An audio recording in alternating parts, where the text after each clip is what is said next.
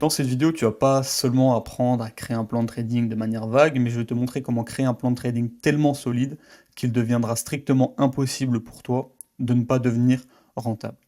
Évidemment, je ne vais pas te promettre des choses qui sont impossibles. Ceux qui me connaissent le savent. On est dans le vrai trading, on travaille proprement et on est réaliste. D'accord? Je ne vais pas te dire que tu ne prendras jamais de stop loss, tout simplement parce que c'est impossible. Si quelqu'un un jour te fait cette promesse, vraiment cours le plus loin possible. Tout simplement parce que c'est impossible. Même le meilleur trader du monde prend des stop loss. Ça fait vraiment partie du métier et c'est pas grave de prendre des stop loss. Ça fait partie du jeu. Mais à la fin de cette vidéo, tu auras et tu sauras comment créer un plan de trading très solide qui te permettra d'être rentable sur le long terme. Là, je t'ai mis 3 professions qui sont sur le papier très différentes, d'accord? Qui sont en réalité très différentes, mais elles ont toutes un point commun. Que tu sois architecte, que tu sois chef d'entreprise ou que tu sois trader, eh ben, dans toutes ces professions sérieuses où il y a de l'argent en jeu, un plan est nécessaire. Et donc je te pose cette question, est-ce que selon toi c'est différent en trading? Et si oui, pourquoi? La réponse est non, ce n'est pas du tout différent en trading, tu dois avoir un plan. Parce que la réalité c'est que en tant que trader, ton job, c'est pas vraiment de trader. D'accord? C'est tout simplement de suivre ton plan, de suivre ton système de trading. Donc c'est parti, créons ensemble un plan de trading. Le point numéro 1, c'est la préparation mentale au trading. Tu le sais très bien, la psychologie, entre guillemets, c'est quelque chose d'extrêmement important en tant que trader. Et avant chaque session, je vais te donner un PDF que tu vas devoir lire avant chaque session. Chaque fois que tu te lèves et que tu vas sur tes graphiques, je veux que tu ailles lire ce PDF. Il sera téléchargeable encore une fois totalement gratuitement dans la description. Donc on commence, on va le lire une première fois ensemble, mais je te promets, télécharge-le, mets-le en favori et lis-le avant chaque session de trading. On y va. Un bon objectif a pour critère d'être sous mon contrôle. Se fixer un objectif de résultat ou de durée en trading n'est par conséquent pas un bon objectif. C'est pourquoi pour chaque session, je fais de mon mieux pour poser de bonnes habitudes, afin d'appliquer mon plan avec constance, car mon plan est efficace. Cela est sous mon contrôle et de cette unique façon, je me permets d'être rentable. Une session gagnante n'est pas liée au résultat, mais au degré de respect de mon plan. Pour ce faire, point numéro 1, je suis un observateur. Un observateur de mes pensées, de mes émotions, du chart, dans le moment présent et détaché. Comme un sniper Navy Seals posté sur un toit, je suis focus pour exécuter mon plan. Je ne suis pas dans le moment futur en train de penser à la médaille d'honneur que je pourrais potentiellement recevoir, d'accord? Donc je suis pas dans le moment futur en train de penser au potentiel TP, au potentiel gain, à la reconnaissance potentielle que je vais avoir de mes proches si je réussis un trade ou un challenge. Et je ne suis pas non plus dans le passé en train de repenser à la cible que j'ai loupée hier, d'accord? Je suis pas dans le passé en train de ressasser mes échecs, mes erreurs, mes stop loss. Je médite régulièrement pour renforcer mon esprit et mon focus pour améliorer ce point. Point numéro 2, je m'attends à ne pas avoir à trader aujourd'hui. Le trading, c'est 90% d'attente. La patience est mon plus gros edge. La patience est mon plus gros avantage. Il y a des jours où je n'aurai pas de setup et c'est OK. Être un bon trader, c'est prendre constamment des décisions stratégiques. Ne pas trader, c'est aussi trader. Ne pas prendre de trade lors de cette session peut en faire la meilleure session de la semaine. Rentabilité égale somme de bonnes sessions. J'accepte le paradigme de ne pas nécessairement être actif et productif aujourd'hui. Ce n'est pas du salariat. Le trading, ce n'est pas du salariat. Tu n'es pas payé à l'heure, d'accord? Tu es payé à la décision, tout simplement, à la performance. Point numéro 3, j'attends d'avoir un setup clair avant d'entrer. Je ne joue pas au Pictionary. Le trading, c'est réagir, pas prédire ou anticiper. Le chart peut me montrer, chart ça veut dire graphique, hein. Le chart peut me montrer les prémices de mon setup, mais j'attends d'avoir le dessin entier. Je n'essaye pas de deviner le reste du dessin par besoin d'avoir raison, ou pour avoir mon shot de dopamine, ou par envie de résultats immédiats. J'ai une checklist claire et j'attends que tous les éléments de ma checklist soient présents avant de prendre une décision. Je ne joue pas au Pictionary et j'essaye pas de deviner la suite. Point numéro 4, je m'interdis de prendre un trade qui corresponde à autre chose qu'à mon plan. Pour ne pas me cramer bêtement, je prends le trading au sérieux. Comme un salarié dans une usine chimique, je me conforme aux règlements afin d'éviter les risques superflus au travail. Je ne m'amuse pas à appliquer une procédure originale par ennui et sans avoir mesuré les risques au préalable. Je garde en tête qu'un trade hors plan, gagnant ou perdant, détruit mon edge tant sur mon dashboard que dans mon esprit. Et le dernier point, je m'attends à perdre le prochain trade. Je sais, via ma data, que je suis gagnant sur le long terme. Une perte est tout à fait normale. Le résultat se mesure en trimestre, pas sur un trade. Je garde en tête que le résultat d'un trade est aléatoire, idem que lancer une pièce de monnaie. Sinon, on ferait all-in.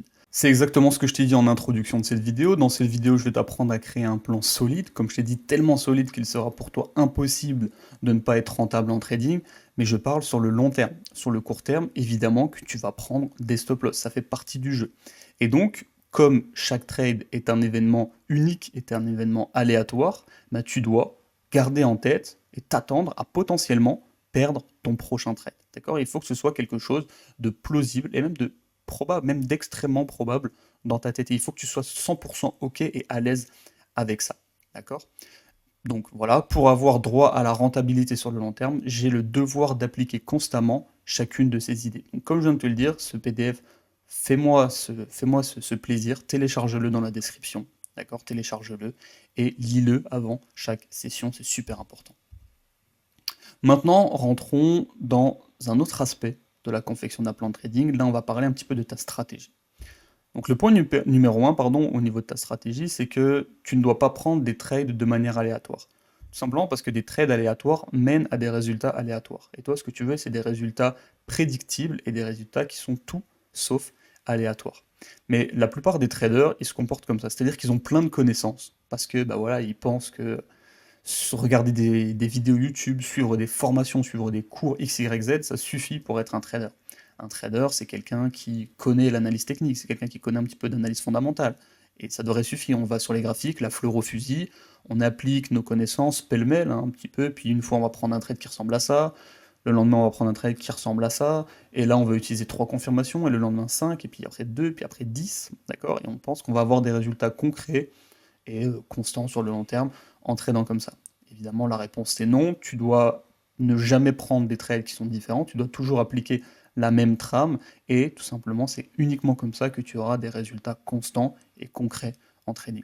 Si tu prends des trades de manière aléatoire, juste en te basant sur tes connaissances ou ce que tu as vu sur Internet, déjà de 1, ça ne fonctionnera pas, et tout simplement, c'est pas du tout ce que tu veux. D'accord? On n'est pas du tout là pour ça. Donc, la première chose, c'est que tu ne dois pas prendre des trades de manière aléatoire, tu dois structurer ton approche. Comment structurer son approche? Ben, déjà, tu dois te poser cette première question. Quel est mon edge? Quel est ton edge? Et ton edge, il doit être défini et reproductible.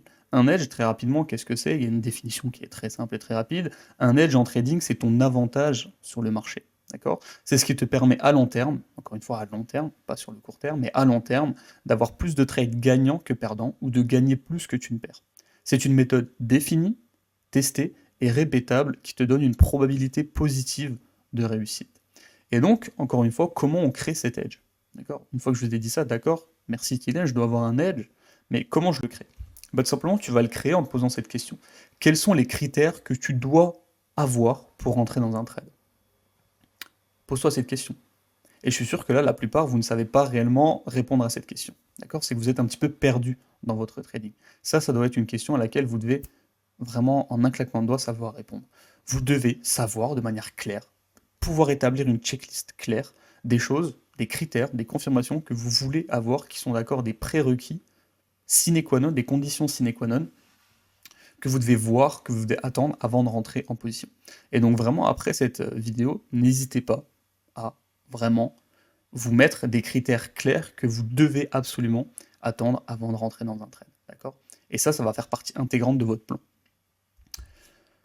Maintenant que nous avons vu la partie stratégie, évidemment, je vais vous apprendre comment vraiment appliquer, je vais vous donner un plan d'action un petit peu plus applicable. Là, on est vraiment sur des connaissances un petit peu plus générales. Mais donc, rentrons dans le troisième point qui est la compartimentation. Et ça, je peux te promettre, comme évidemment la plupart des infos que je t'ai déjà données à l'intérieur de cette vidéo, mais ce point, tu ne l'as jamais vu nulle part. D'accord?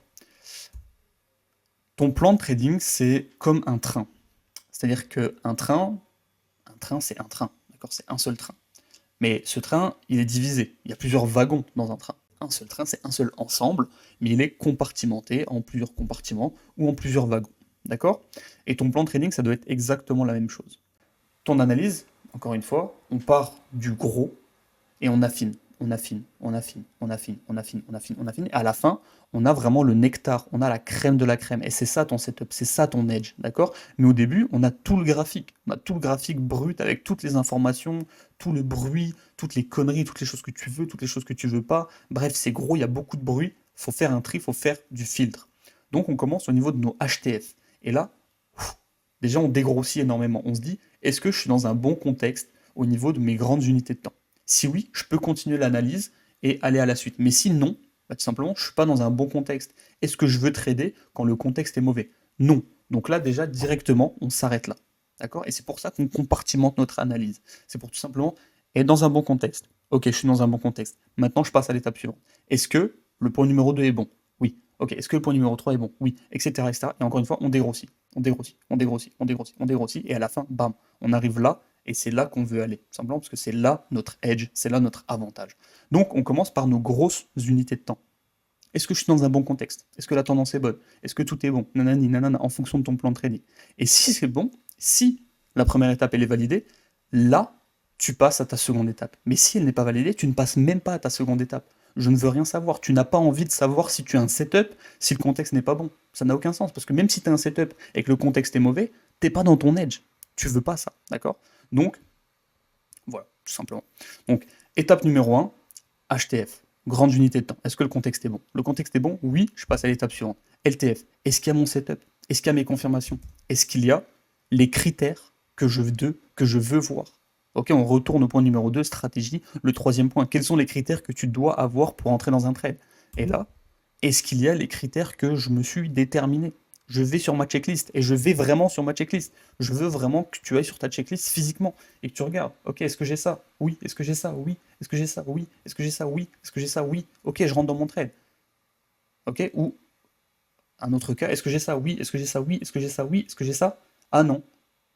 Ah, qu'est-ce que je fais là? Et bien là, tu fais rien. Là, tu patientes. Tu patientes, tu patientes, tu prends ton mal en patience. Et si la confirmation qui n'était pas là, elle arrive, bam, là, faut pas avoir peur, là, faut exécuter, d'accord? Mais il faut vraiment être patient et comprendre ça. Et le dernier point, donc du coup, au niveau de ton contexte, on est bon. LTF, tu regardes tes confirmations, tout est là, on est bon. Et ben là, tu rentres dans ton trade. Là, par contre, faut pas avoir peur et faut pas bégayer, d'accord? Et là vient la troisième étape qui est le management. Ça, on en parlera en détail juste après, d'accord? Mais c'est extrêmement important de compartimenter son analyse. Ça va t'empêcher 90% des trades impulsifs, ça va t'empêcher de faire des conneries, d'accord? Donc c'est extrêmement important. D'ailleurs, si vous avez des questions, n'hésitez pas à les préparer et j'y répondrai dans l'appel. Par rapport à ça, il n'y a aucun problème. Et je pourrais même vous aider, encore une fois, à faire un plan d'action un petit peu plus précis, sur mesure, pour vous. Parce qu'encore une fois, là, je ne peux pas vous donner un plan de trading tout fait. Tout simplement parce que le trading, c'est personnel. Un plan de trading, c'est personnel, c'est intime. Si je te donne un plan de trading, si demain je te donne mon plan de trading qui fonctionne pour moi, qui m'a permis d'être rentable sur les 4 dernières années, qui m'a permis de faire des dizaines de milliers d'euros, même des centaines de milliers d'euros en trading, est-ce qu'il va te servir à quelque chose? Non, il ne va pas te servir à quelque chose parce qu'il est basé sur mon expérience, il est basé sur ma compréhension, il est basé sur ma stratégie. Donc je ne peux pas te donner ça, ce ne serait pas te rendre service. Tu dois faire le travail, il doit être sur mesure. Le trading, c'est de la haute couture, d'accord? C'est de la haute couture. Tu dois avoir un costume fait sur mesure, fait en fonction de ta largeur d'épaule, en fonction de ta taille, en fonction de ta tête, tout. Tout doit être parfait, fait sur mesure pour toi. Je ne peux pas te donner mon costume et bam, ce qui ne va pas t'aller, d'accord? 3, le management. Management, c'est quelque chose, la plupart des gens s'en branlent, ils s'en foutent un petit peu, mais concrètement, c'est quelque chose qui peut te permettre de gratter peut-être beaucoup de pourcents par mois et vraiment te donner surtout une tranquillité d'esprit. Donc, on rentre déjà dans le premier point qui est le risk management. La première chose, c'est que tu dois prédéterminer le montant max que tu peux perdre sur un trade. Tu dois vraiment prédéterminer à l'avance. Avant de rentrer dans un trade, tu dois savoir quel est le montant maximum que tu peux perdre. Tu dois te dire, sur ce trade, je peux perdre maximum 1000 euros. Et tu dois être à l'aise avec ça. Tu ne dois pas rentrer dans un trade et te dire, en vrai, je peux perdre 2000, 3000, 4000, j'en sais rien. Non, c'est pas comme ça. Tu dois savoir combien tu peux perdre maximum sur ton trade. D'accord? Ça doit être prédéterminé et tu dois être à l'aise avec ça. D'accord? C'est le point numéro 2. Avec quel risque tu es confortable?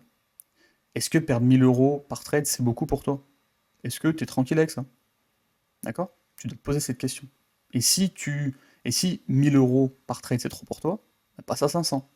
Si 500, t'es pas à l'aise, passe à 250. D'accord? Faut que tu sois à l'aise, faut que tu sois 100% OK avec le risque, faut que tu sois confortable. D'accord? Point numéro 3, ne change jamais ton risque. D'ailleurs, je vais aussi, bon, allez, tant qu'à faire, je vous mets aussi le lien de mon Telegram dans la description. N'hésitez pas à remonter, à écouter, je fais plein de vocaux, il y a plein de valeurs 100% gratuites encore une fois. N'hésitez pas à remonter un moment, j'explique concrètement pourquoi tu ne dois jamais changer ton risque. D'accord? Pourquoi ça fausse totalement les maths derrière ton trading, pourquoi ça fausse ton edge. etc., etc. Là, j'ai pas envie de couvrir tout ça en détail, mais bref. Soit tu vas sur Telegram et tu auras le pourquoi du comment et la compréhension derrière tout ça, soit ben voilà, t'es bête et discipliné et juste tu m'écoutes, d'accord? Le point d'après, c'est accepte le risque. Bon, ça, on en a déjà parlé. Il faut accepter le risque, d'accord? Autre point, ne renforce jamais une position perdante. Ne jamais renforcer une position perdante. Et ne jamais renforcer une position plus ou moins tout court. Moi, je suis pour le fait d'avoir 1%. Admettons, ton risque, c'est 1% par trade. Tu veux 1% par trade par idée de trade. D'accord? Tu ne veux pas 2% de risque. Si ton risque de base, c'est 1%, tu ne veux pas doubler ton risque sur une seule idée de trade. D'accord? Ça fausse, encore une fois, ton edge. Ça fausse les mathématiques. Et le dernier point, combien de trades maximum par jour tu veux? Ça se fait en fonction de toi, c'est-à-dire que tu dois te connaître, tu dois savoir quand tu es rassasié, parce que ça c'est quelque chose qui est important aussi. Si tu es quelqu'un qui a besoin d'être actif, ne te force pas à ne jamais trader. Ça c'est pas bon, parce que tout simplement tu vas craquer et tu vas tilter et à un moment tu vas prendre 50 trades en une semaine simplement parce que tu en auras marre d'avoir été patient, etc., etc. Non, tu dois composer, encore une fois c'est ce que je disais tout à l'heure sur le plan de trading sur mesure, etc., etc. Tu dois composer avec l'être humain que tu es, tu dois composer avec la personne que tu es. C'est extrêmement important de composer avec ces éléments-là. C'est ce qui va faire que oui ou non, tu vas réussir à, sur le long terme, suivre le plan de trading. D'accord? Si tu fais un plan de trading pour un mec qui est extrêmement patient, alors que toi, la patience, c'est pas ton fort, bah forcément, tu vas craquer, forcément, ça va pas aller. Donc, tu dois composer avec la personne que tu es, avec qui tu es. Donc, toi, est-ce que tu as besoin, pour être entre guillemets rassasié, de trader relativement souvent? Si oui, bah écoute, fais une stratégie qui te permet, tout simplement, de te rassasier en termes de trade. D'accord? Si tu es quelqu'un qui sait que tu peux être patient, etc., ben voilà, compose en fonction. Mais donc, détermine-toi aussi un nombre de trades maximum par jour. Donc voilà au niveau du risk management. Maintenant, passons au trade management. Point numéro 1, savoir comment tu vas manager ton trade avant même de rentrer dedans. Ça, c'est extrêmement important. Le management, c'est pas au feeling. D'accord? Au trading, il n'y a rien qui est au feeling. D'accord? Je te le dis direct. La plupart, vous êtes là, vous arrivez, vous savez pas exactement ce que vous devez faire. Vous dites, bon, là, je vais passer à BE là, je vais prendre un peu de profit là.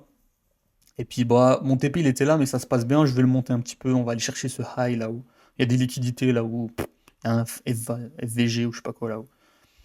Non, ça fonctionne pas comme ça, les gars. Ça fonctionne pas comme ça, je suis désolé. Donc, avant de rentrer, tu dois savoir comment tu vas manager ton trade. Ok, mon TP, il est là, c'est tout. Je passe à BE là. C'est mes règles.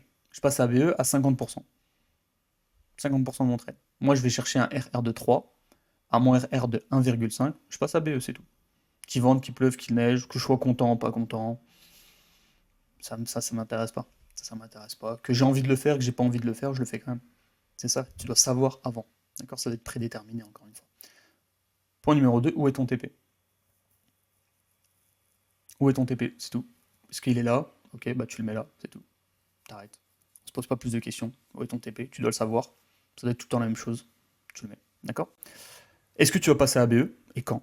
Encore une fois, c'est la même chose. Tu passes à BE à 50% de ton TP. Tu passes à BE à 50% de ton TP. Tu passes à BE quand on a cassé le précédent high. Tu passes à BE quand on a cassé le précédent high. Et t'es fixe, tu respectes ça.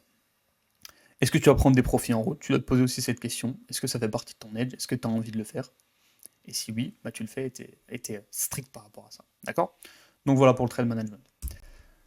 Là, on a vu la préparation. D'accord? La préparation mentale au trading. Ensuite, on a vu l'exécution. D'accord? Maintenant, on va voir l'analyse et l'amélioration. D'accord? C'est-à-dire l'après-trade. C'est-à-dire que tu as préparé ta session, tu sais ce que tu dois faire, tu as exécuté ton trade, maintenant tu analyses et tu améliores. Le 4, c'est le journaling. Bon, là, c'est un petit point bonus. Tu dois te poser plusieurs questions à l'intérieur de ton journaling. Parce que journaler pour journaler, c'est pas bon. D'accord? Tu dois journaler pour avoir un but derrière. Et ton but derrière, c'est quoi? C'est l'amélioration. D'accord? Donc, journaling, il doit être composé de plusieurs points. La première question que tu dois te poser, c'est quels trades te font gagner de l'argent et quels trades te font perdre de l'argent. Et ça, tu dois déterminer ça sur un sample qui est large. Large sample. D'accord? Tu ne dois pas te dire, bon là j'ai pris 20 trades, il y a ces trades-là, ils me font gagner de l'argent, ces trades-là, ils me font perdre de l'argent. Bon, je vais changer mon plan par rapport à ça. Non, 20 trades, c'est que data, d'accord? Tu dois avoir ça sur beaucoup de data, tu dois faire de la data, d'accord? Tu dois faire de la data, faire de la data, faire de la data. Et quand tu as un nombre relativement élevé de trades, là, tu peux te dire, ok, là, ça fait sens. Là, j'ai suffisamment de data pour pouvoir prendre une décision, d'accord? Basée sur quelque chose. Point numéro 2, as-tu suivi ton plan? Tu dois savoir déterminer si oui ou non tu as suivi ton plan. D'accord? Et ça doit être relativement mécanique. Est-ce que tu as suivi ton plan, oui ou non? Tu dois savoir répondre à cette question relativement simplement. Tout simplement parce qu'en amont, tu as fait le travail de mécanisation, tu as fait tout ce que je t'ai dit depuis le début de cette vidéo, et donc, une fois que tu es devant ton journal de trading et que tu journales tes trades, tu dois être capable de savoir en un claquement de doigts, en un coup d'œil, si oui ou non tu as respecté ton plan. Point numéro 3, tes erreurs récurrentes. Tu détermines tes erreurs récurrentes. Le journaling, c'est aussi pour ça, hein, d'accord? C'est aussi pour s'améliorer, c'est pour itérer, tout simplement. Donc tu dois savoir déterminer quelles sont tes erreurs récurrentes. Et une fois que tu as déterminé tes erreurs récurrentes, et ben là, tout simplement, tu peux agir en conséquence et potentiellement changer des choses. Déterminer tout simplement ton évolution, faire un suivi de tes performances, chiffrer, tout simplement, savoir, bon, sur les 3 derniers mois, j'ai fait 5% par mois. C'est super, c'est magnifique, on continue. Ah, putain, sur les 6 derniers mois, c'est pas terrible, etc., etc. Savoir où tu en es. Donc voilà les gars, j'espère que cette vidéo, elle vous aura plu. N'hésitez pas à la liker, la commenter et à vous abonner. Et on se retrouve très vite. Ciao.